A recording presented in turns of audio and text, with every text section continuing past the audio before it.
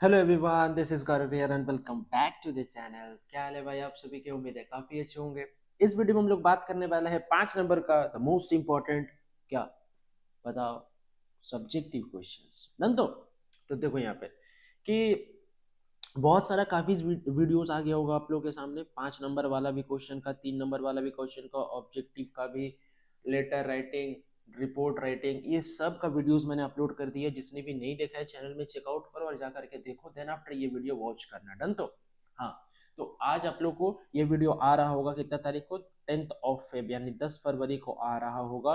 और अगर 10 फरवरी से माने तो 10 फरवरी, 11 फरवरी और 12 फरवरी आप लोगों के पास 3 दिन समय बच रहा है। 3 दिन में क्या क्या चीज पढ़ना है वो उसका मैं एक सेपरेट वीडियो बना दूंगा कि क्या क्या चीज पढ़ना है इन 3 दिनों में डन। तो चलिए इस वीडियो में हम लोग बात करेंगे 5 से 6 सवाल का, जो कि बहुत इंपॉर्टेंट होने वाला आप लोग का एग्जाम में हो सकता है यहाँ से डायरेक्ट क्वेश्चन पूछा जाए डन। चलो देखो, सबसे पहला क्वेश्चन क्या है? What was Sophia's dream? Sophia का ड्रीम क्या था? और हाउ वाज इट अनरियलिस्टिक? वो अनरियलिस्टिक क्यों था, यानी रियल क्यों नहीं था? How was she different from Jansie? और जैंसी से वो कैसे अलग थी? या फिर और करके लिखता है, in one's approach to life one should be practical and not live in a world of dreams. How is Jansie's attitude different from of Sophia? एक ऐसी है जो कि सिर्फ प्रैक्टिकल जिंदगी जीती है, उसका ड्रीम बोल के कुछ है ही नहीं। लेकिन कैसे करके हम ये चीज बता सकते हैं कि जैंसी जो है सोफिया से थोड़ा अलग थी। और और करके और एक तो लिखा है सवाल, what impression do you form of Sophia and Jansie after reading the story going places? ठीक है, तो ये 3 सवाल का आंसर तो एक ही है, जरा ध्यान से देखिएगा, पढ़िएगा आराम से इत्मीनान से। ठीक है, देखो, Sophia was a highly ambitious girl. Sophia एक एम्बिशियस गर्ल थी, उसका शुरू से कुछ एम्बिशन था, करने का एम था। Though she belong to a poor family she dreamed of having the finest boutique in the city. क्योंकि वो पुअर फैमिली से बिलोंग करती थी, उसका सपना ये था कि एक बहुत ही अच्छा बुटीक होना चाहिए। कहाँ पे? सिटी में। When her friend Jancy told her that it would take her a long time to save that much money, Sophia said that she would become a manager to begin with. बोलता है कि बहुत time लग जाएगा, बहुत पैसा भी चाहिए। बोलता है कि अरे हम मैनेजर बनेंगे उसका। कौन बोला? सोफिया बोली। किसको? जैंसी को। जब जैंसी बोली कि तुमको बहुत टाइम चाहिए और पैसा चाहिए। She never thought that no one would appoint her as a manager straight off. Then she said that she would become an actress. She said that she would run her boutique side by side since actresses do not do a lot of work. बोलता है कि हम boutique भी चला लेंगे और actress भी बनेंगे, क्योंकि एक्ट्रेस के पास ज्यादा काम नहीं होता करने को। then she said then she said that she would become a fashion designer. वो क्या बनना चाहती थी? फैशन डिजाइनर बनना चाहती थी। In fact, she had a wavering mind and her head was in the skies. Such a girl is bound to meet disappointment when she falls back to the ground of reality. उसको reality का पता ही नहीं था, वो सिर्फ उड़ रही थी। कौन? Sophia. She started dreaming about her love affair with the famous football star Danny कैसी। डैनी कैसी के साथ उसका एक लव अफेयर चल रहा था, और ये सिर्फ ख्वाब था। यहाँ पे लिखा हुआ वर्ड ड्रीमिंग, ड्रीम का मतलब ख्वाब। And when this fantasy broke in Irid, she felt great disappointment. On the other hand, Jancy was a realistic and practical girl. She was down to earth and wished Sophia not to fantasize. वो बहुत ही एक सहमी सी लड़की थी जैंसी, और बहुत practical लड़की थी, और वो चाहती थी कि सोफिया जो है ये फैंटेसी से बाहर निकले।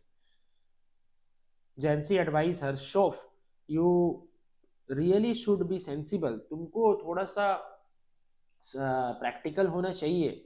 However Sophia refuses to be sensible. लेकिन सोफिया ने बोला भाग, तुम पागल है, ज्यादा मुंह मत सिखाओ। She is nothing more than a romantic dreamer. वो रोमांटिक ड्रीमर थी, इसलिए लव अफेयर का ड्रीम कर रही थी। किसके साथ? डैनी कैसी के साथ। Therefore Sophia and Jansie are poles apart in the thinking and temperament. इसीलिए सोफिया और जेंसी काफी अलग है एक दूसरे से। ठीक है, डन। तो अब देखो सवाल नंबर दूसरा क्या है। सवाल नंबर दूसरा कहता है, film production today has become a long way from the early days of the Geminis studio, discuss. देखो, फिल्म प्रोडक्शन बहुत दूर चला गया जेमिनी स्टूडियो से। कैसे? देखो, starting from simple moving picture in the mid 20th century, film making started taking faster turns and twist. है ना, 20वीं सदी में जो फिल्म मेकिंग इतना टर्न लिया था और ट्विस्ट लिया था in the mid of 20th century, यानी 20वीं सदी के बीच से।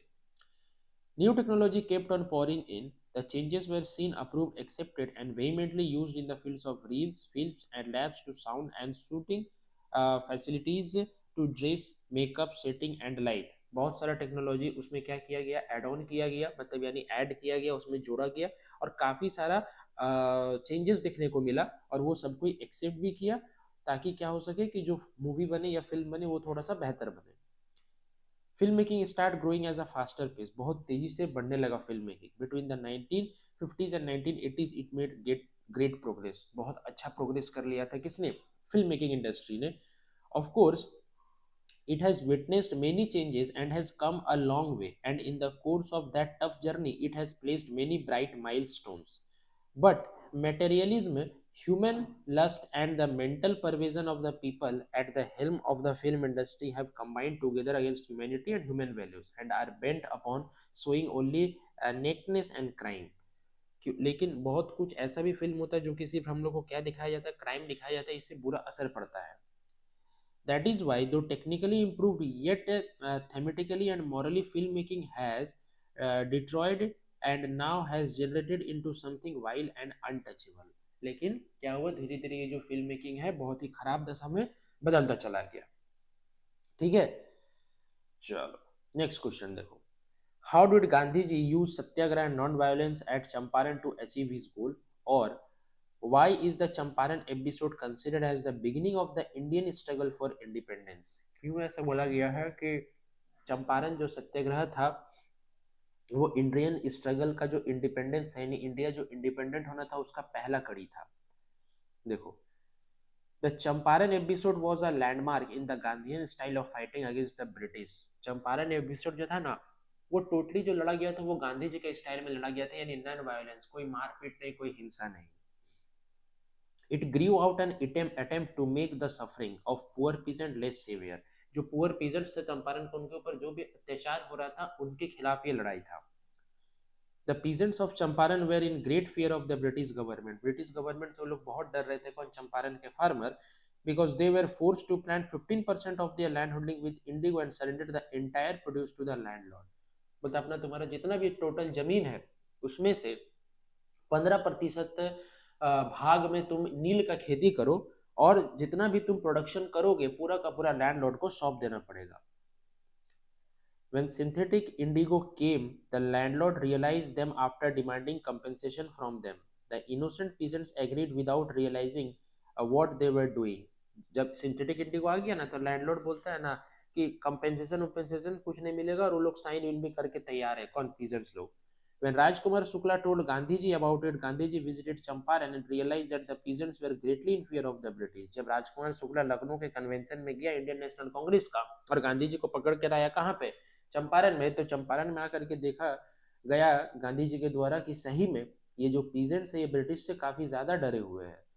He realized that it was necessary to liberate them from their fear of the British. उनको ये महसूस हुआ कि इन लोगों को छूट दिलाना काफी जरूरी है किससे, ब्रिटिश लोग से.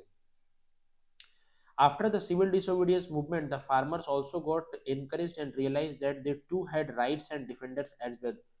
जब सिविल डिसोबीडियंस मूवमेंट हुआ तो बहुत सारे फार्मर्स को ये ज्ञात हुआ कि हम लोग के पास भी क्या है, राइट्स है, अधिकार है, और हम लोग भी खुद का बचाव के लिए लड़ सकते हैं.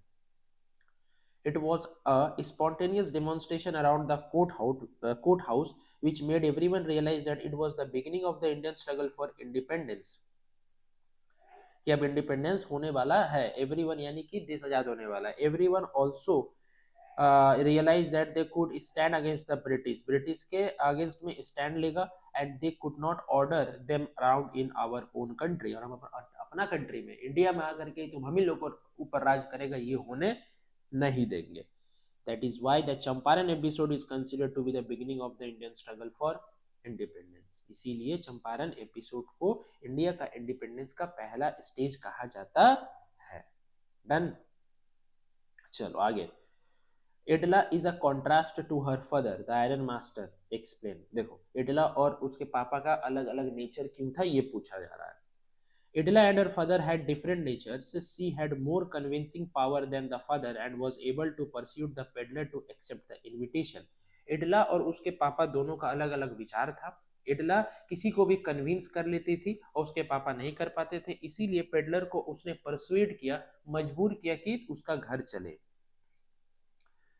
We also find that the Iron Master's hospitality was limited to the old comrade, but the daughter was pained by the plight of the peddler and continued to treat him well even after the truth about his identity was revealed.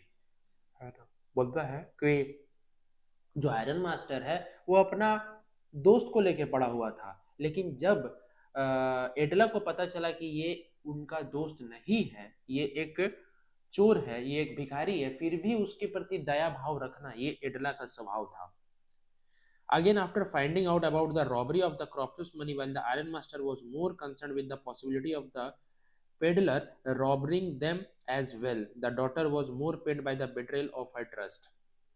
जैसे ही उनको पता चला कि crofter का चोरी हो गया है पैसा, तो जो एडला है, एडला जो है फिर भी जो पेडलर है उसको बोलती है, सॉरी, आयरन मास्टर जो है एडला को बोलती है कि अगर ये क्रॉफ्टर का पैसा चोरी कर सकता है तो हम लोग को भी लूट लेगा रे, ठीक है, लेकिन ऐसा नहीं होगा, ऐसा बोलती है कौन, Edla. We also find that while the father was impulsive and reckless in nature, the daughter's behavior was more mature and controlled. जो फादर है उसका नेचर रेकलेस है, वो कभी भी कुछ भी क्या कर रहा है कि इल्जाम लगाया जा रहा है पेडलर पे, लेकिन जो एडला है उसका स्वभाव काफी मैच्योर है, वो अपने पिताजी को ही समझा रही है उल्टा, जबकि उसके पिताजी को एडला को समझाना चाहिए था। ठीक है, देखो यहाँ पे ये बहुत अच्छा सवाल है। How did Douglas overcome his fear of water, कैसे करके डगलस ने अपना पानी के प्रति जो डर था उसको भगाया। When Douglas decided to overcome the feeling fear of water, he first went to a pool and hired an instructor. सबसे पहले वो पूल के पास गया और इंस्ट्रक्टर हायर किया, नहीं जो दिशा निर्देश देगा कैसे करके स्विमिंग करना है। The instructor asked him to practice swimming 1 hour daily for 5 days a week, यानी एक सप्ताह में तुम एक काम करो, 5 दिन स्विमिंग प्रैक्टिस करो और डेली 1 घंटा। A belt was put around him and a rope was tied to a safety measure. The instruction held the rope. बोलता है एक तो उसका चारों तरफ रस्सी बांध दिया गया और एक डोर को जो है वो इंस्ट्रक्टर पकड़ के रखा था। Whenever he would cover a distance, जैसे ही वो कवर कर लेता था distance, he would loosen the grip over the rope. रोप का जो रस्सी का जो ग्रिप था वो छोड़ देता था। The panic would return, but he was conscious and would pull him out. जो पैनिक था, जो डर था, वो फिर से उसके पास आ जाता था जैसे वो छोड़ देता था रस्सी, लेकिन फिर जाकर के इंस्ट्रक्टर उसको संभाल लेता था। He held Douglas at the side of the pool and asked him to hit the water. वो साइड ऑफ द पूल में था, एक साइड पूल का एक साइड था और डगलस को ये कहा जा रहा था कि तुम पानी को हिट करो, ठीक है। He taught him to put his face under the water and exhale and to raise his head and inhale. बोलता कैसे करके तुमको पानी के अंदर सांस लेना है और ऊपर आके सांस छोड़ना है, ये भी मैं सिखाऊंगा। It took 3 months to shake off the fear. 3 महीना लग गया इससे डर से बाहर निकलने के लिए। And it took a few more months to become a swimmer. और भी कुछ महीना लगा परफेक्ट स्विमर बनने के लिए। One day the instructor declared that his training was over. एक दिन क्या हुआ, इंस्ट्रक्टर ने बोला कि तुम्हारा ट्रेनिंग अब ओवर हो गया है। Now he was a good swimmer. अब तुम एक अच्छे स्विमर हो। Douglas wanted to be sure that he was free from fear complex. Douglas बोलता सही में मेरे अंदर से पानी का डर चला गया है। So he went to the waist and camped in the high meadow of Warm Lake. West का वार्म लेक में गया और एक कोना से दूसरे कोना तक क्या हुआ, तैर करके गया, ठीक है। The next morning he dived into the lake and swam across it to the other shore and back again.